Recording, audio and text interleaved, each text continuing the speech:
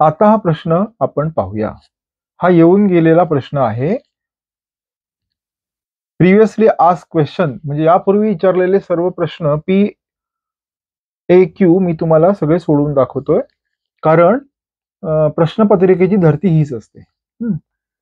आता प्रश्न असा आहे, दस हा दशे, दर साल दर शेकडा, 7 दराने 5,000 रुपये, मुद्दलावर 3 वर्षाचे व्याज किती रुपये होईल?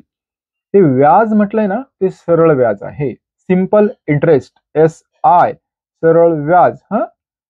सरळ व्याज काढायचं आपल्याला. सरळ व्याज आलं लक्षात? आता काय काय दिलंय आपल्याला? तर आपल्याला मुद्दल दिलंय. किती दिलंय मुद्दल?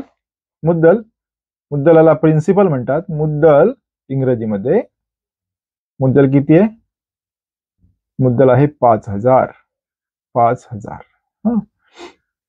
दर किती आहे? दर म्हणजे काय? म्हणजे किती दराने आपण रक्कम ठेवली.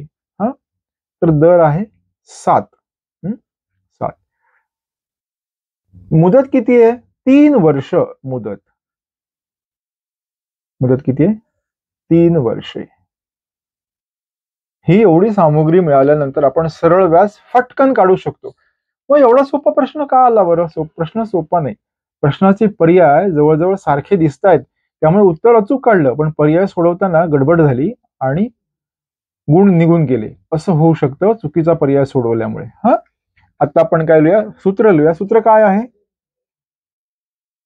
Simple interest is equal to PNR divided by 100, किंवा मराठीत सांगायचं तर सरळ व्याज बरोबर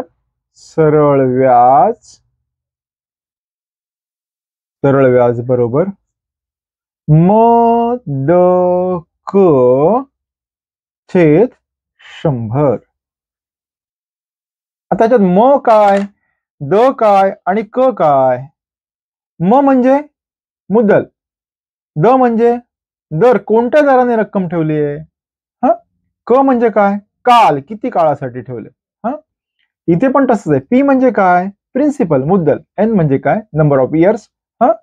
आणि रेट म्हणजे आर, दर, व्याजाचा दर, आणि हे 100.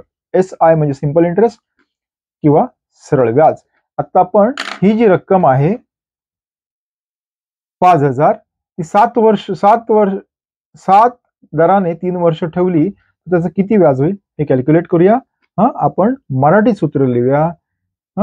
सरळ व्याज बरोबर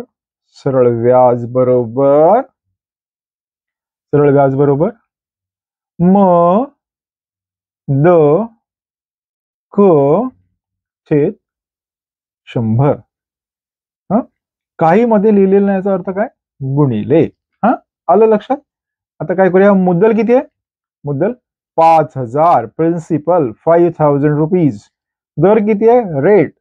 रेट 7 रुपीज, 7 रुपये प्रति वर्ष. दशे, दर किती आहे? 7. आणि काळ किती आहे? 3 वर्षे, 3 इयर्स, भागिले 100. काय करायचं आधी? शून्याला शून्य घालूया. वरती 50 राहिले. 50 गुणिले 7 गुणिले 3. याच्यासाठी ना आपलं टेबल पाढेपाठ पाहिजे. पटकन होतं. आता किती? 50 गुणिले 21 करू डायरेक्ट. 21. किती होतात? 21 5 5,000 105. पहिलं 0. किती आलं सरळ व्याज? SI, सिंपल इंटरेस्ट, सरळ व्याज किती आलं?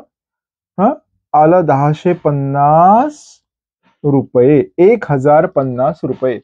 पर्याय क्रमांक 4 हे उत्तर बरोबर आहे. चुकून आपण गडबड केली तर हे पण तसंच दिसतं बघा काहीच. 10,500, 105 आणि 1500. इकडे तिकडे शून्याची हलवाहलव करताना जर गडबड झाली ना, तर आपले उत्तर चुकले असते. त्यामुळे व्हिडिओ आवडला असल्यास लाईक करा, शेअर करा, सबस्क्राईब करा, आणि अशा प्रकारची उदाहरणं पुन्हा पुन्हा पाहून सराव करून आपण त्यामध्ये पारंगत व्हा. धन्यवाद.